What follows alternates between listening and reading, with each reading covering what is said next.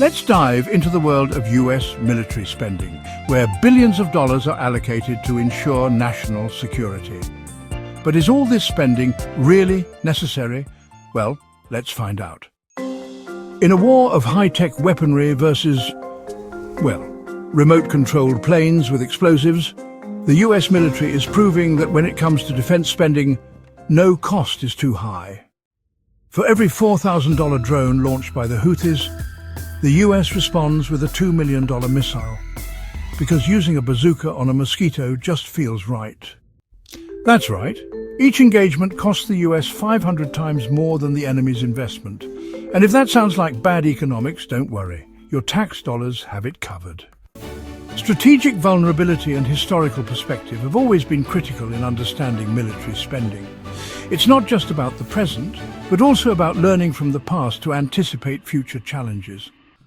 With every drone intercepted, the cost-benefit equation tilts ever further in favor of the enemy.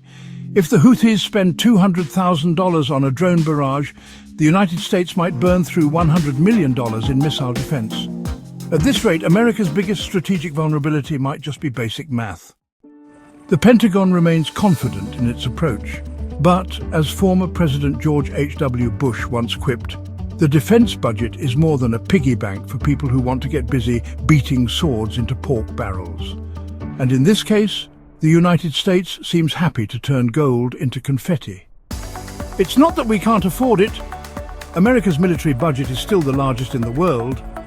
But let's just say, if national security were a game of Monopoly, the United States is buying up Boardwalk while the enemy is flipping houses on Baltic Avenue and still winning. As we dive deeper into the issue, it's crucial to explore the alternatives and identify who truly benefits from the current spending patterns. Are there more effective, perhaps even more economical solutions that we haven't fully considered yet? Meanwhile, experts are debating alternatives to the multi-million-dollar solution. The Pentagon has been exploring electronic warfare jammers, laser systems, and even old-school anti-aircraft guns.